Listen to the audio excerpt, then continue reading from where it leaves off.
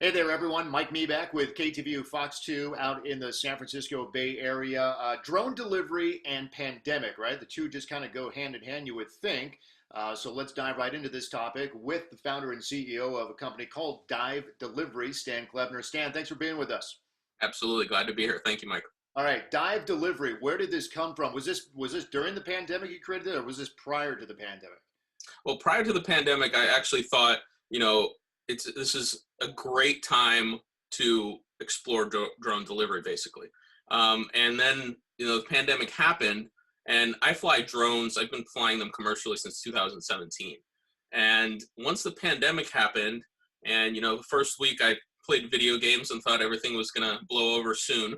Yeah. And then it didn't. And then consequently, I talked to one of the business associates that I have, and we started realizing that, hey, there's an opportunity here to do drone delivery. I mean, people would really appreciate it in the eventual use case of, drones flying around by themselves autonomously. We're not quite there yet, but Yeah. within the existing infrastructure and rules that the FAA has, it's quite possible. And so I theorized this, and I contacted the FAA, and they actually gave me the green light, and said, hey, as long as you're operating under Part 107 rules and regulations, not transporting hazardous material, and it's under 55 pounds, you can do it as long as you can see the drone. And so Yeah. that's kind of limiting factor right now. Okay, so you're in the Bay Area as well, Yeah. located south of San Francisco and San Bruno. So my understanding is that you guys also have the green light to do some test trial. Are those test trials up and running We're actually doing the first ones right after this. right after this? So Okay, so today afternoon. this is in two different counties. So the Bay Area's got 9 counties. Yeah. Are you going to test in San Mateo County where you're at, and then across the bay in Contra Costa? Yeah, we want to stay away a little bit from the urban centers. It's flying drones in urban environments has its own set of risks, aside from the rules and being able to follow them and not flying over people. The suburban environment is like ideal for the use case that we're doing because we can pull up into somebody's private yard. Right, Excuse me, not yard, but private driveway, right. and kind of launch from there, maintain line of sight with the drone while it goes kind of in the backyard area, conducts a drop or a dive, and then comes back. And it's a very short operation. There's not a lot of risk of like people walking around, especially nowadays. And so we're focusing on kind of these more suburban. My parents live in Contra Costa County. That's kind of why I chose that one. And then I'm obviously in the peninsula, so we're starting there. So you actually doing a test trial today at your parents' house? No, the parents' house was the initial testing area, Okay. where kind of all the software and the hardware that we use kind of came together, and kind of through trial and error in their gated community, we did some drone deliveries to Okay. their front yard, and then basically today we have submitted on the website right now. You don't pay for anything. You just kind of submit, hey, this is my address. I have some questions about, like, do you have a dog in your backyard? Because I Let me can stop. Let me just stop you right there. So yeah, let's just pick it up. Use me as an example. So I get yeah, on, what's the website? And let's just say I want, I don't know if I can do prescriptions. Let's say I want masks. I need more masks for my family. And so take me through the process. so you would sign up on our website, divedelivery.com or dive.delivery, and you would go into our queue, and then we would manually review your location based on the airspace. So roughly half the people that submitted a request for this through our website already, and because of the news and stuff like this, and I really appreciate it, we got more than 100 signups already in the past 4 days. This went out last Thursday. Anyway, you would basically sign up. We look at where your house is, and this is where the kind of the aviation side comes in. There are these facility grid maps that the FAA put out, and so if you live in what's called like a zero grid, it requires additional steps to get permission, even just to lift off at your house. So we're kind of avoiding those houses at the moment and going with the instant authorization places. This is a system called Lance. I don't want to dive into too many of the details there, but basically there are these grids around like SFO and the other smaller airports, and they say you can get instant authorization up to 50 feet or instant authorization up to 100 feet. And in those zones, we can kind of get that instant authorization and conduct the flight. So we would we would assess your property and figure out, can we do this whenever we want, basically with permission. And then that's exactly what I did. And we assessed a batch of people, and we're going to go, in a car separately, me and my visual observer, and pull up to your driveway, send you a text message saying, hey, we're going to be doing this delivery. You already know this because we sent you an email saying we're going to do this today. And because you then submit a purchase before that delivery happens, and that's right now on the website, 2 masks and a bottle of hand sanitizer. Mm-hmm. And then we conduct this quick little test run just to make sure everything goes smoothly, and then we attach the package to the drone, send it, and hopefully that's it. Your dog doesn't eat it. Well, it's important to note. I mean, you do need to let the I'll say a homeowner, whoever's there, alert them. Go, hey, we're 30 out. We're 60 seconds out. Look out for this package. Yeah, absolutely. Yeah. And so today I sent out a batch of emails saying, hey, please submit your orders. And once we get the order, because there's the sign up and then there's the actual purchase. Once we get the purchase, then this is your delivery window. And then we'll obviously, I think the delivery business, even before drones or before my company, needed more communication with people directly about like, hey, we're on our way. Yeah. And so we're trying to do that too, just to be, hey, in 15 minutes we're going to be there and conducting this delivery. So please be inside, because we don't want you walking outside or trying to take pictures of the drone.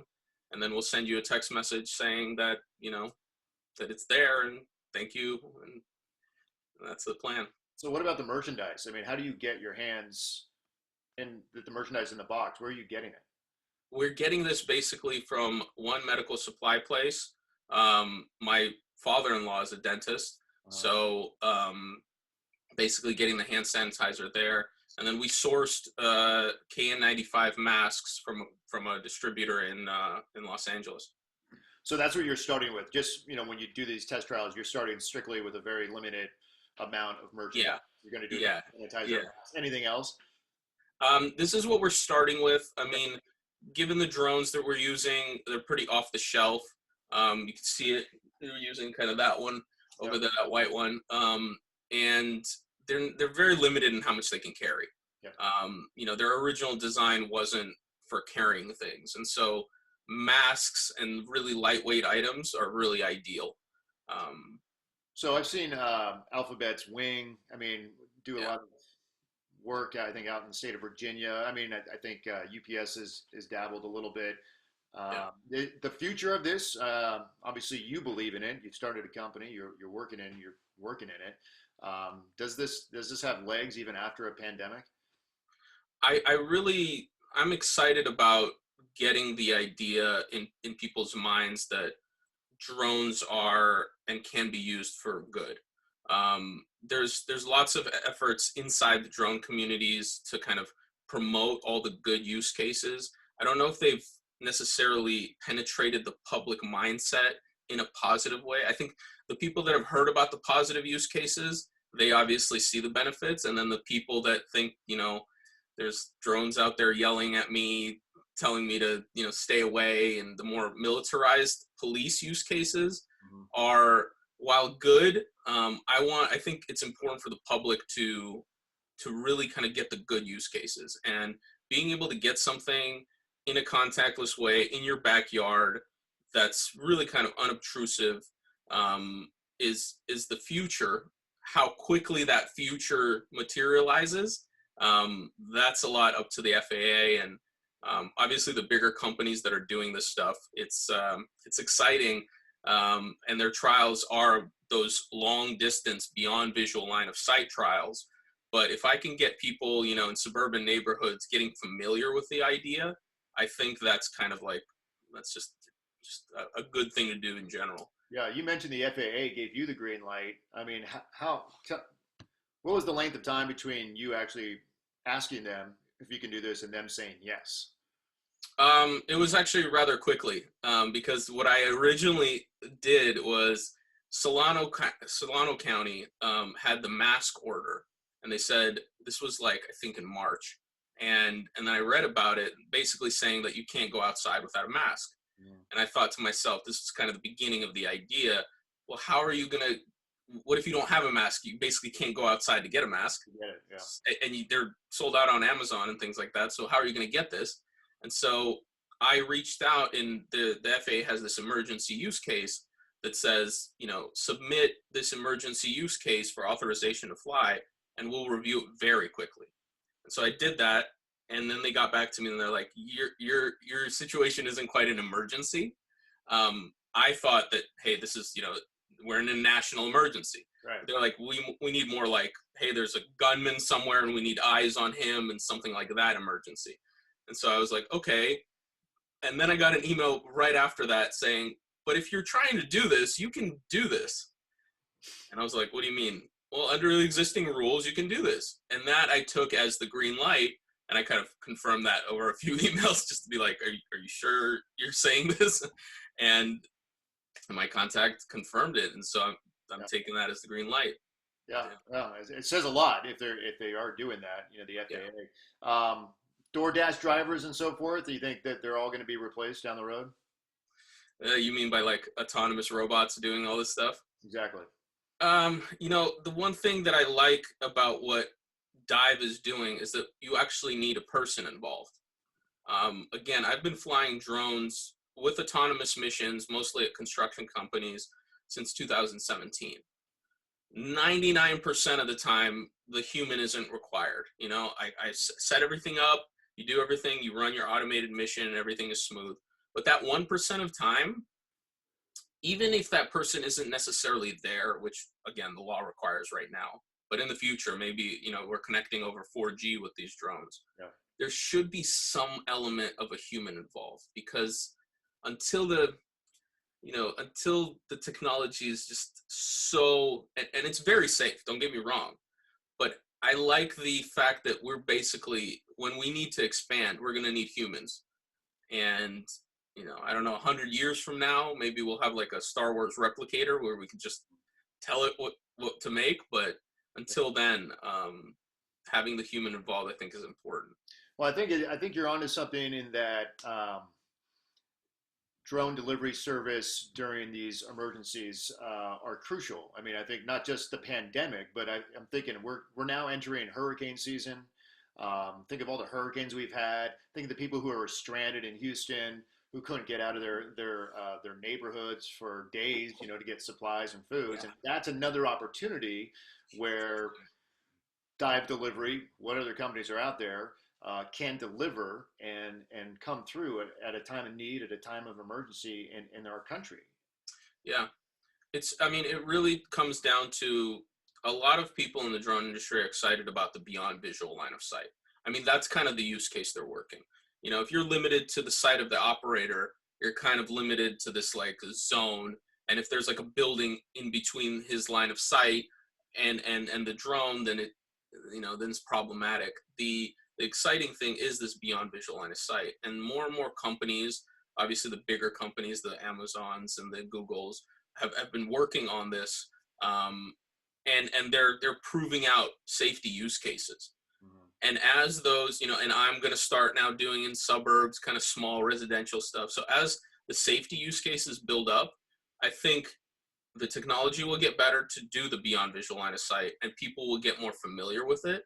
And that's what it'll take for regulators to really kind of, I don't want to say open the floodgates, but basically give more people, more companies opportunity to really do this stuff. Yeah. How do you make money with the company? Is it by people would sign up on your site and they would pay a fee? Yeah. Yeah. So there's you basically buying the masks, and the delivery is free. Got it. Okay. Yeah. And then just a real cliff note version. So today, after this, you're going to do these test trials. You said I had 100 people kind of sign up. You evaluate those applications, whether or not they're in the right neighborhood that you can deliver. How many are you actually going to drop? How many deliveries do you expect to drop today?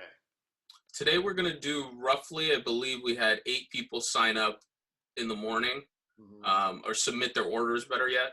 And so we're going to hit those people, and we contacted roughly 20. And again, I gave them basically today morning to submit the order. But we're going to do this probably twice or 3 times a week, where we're going to schedule these. Like, we're going to do the peninsula today, and then on Friday, probably the Contra Costa County. A lot of people signed up in Concord, um, oddly enough, out of all cities. That was our biggest sign up. But again, the frustration for me is that if you're in a zero grid and you live there, there's additional work that needs to be done. So we're going to do all the people that are either in like unrestricted airspace or the easily accessible airspace. And so that's right now about 50 people. And we hope to get all those done, unless a wave of people signs up, which would be great, but giving us more work probably by the end of this week or, yeah. Well, best of luck to you on those. And then the trial service you expect to last how long, do you think? What exactly the trial service? Yeah, the trials that you're doing right now, Oh yeah. before Yeah. you kind of say, all right, I think we got this, we're good to go. Let's really go 110% on this now. Yeah, probably by the end of May, in all honesty. I like to move quickly, um, you know, Yeah. so, and then we'll look for additional pilots. We've had pilots already reach out and say, hey, are you guys thinking about, the other counties? And yeah, but we need to prove out this, the safety use case first. Awesome, Stan. Just want to let our viewers know that you can watch this interview and all interviews tied to the pandemic at coronavirusnow.com. Stan Klebner, founder and CEO of Dive Delivery, launching today some trial flights here. So congratulations, and Stan, thanks for taking the time. Thanks so much, Mike. Okay. Appreciate it.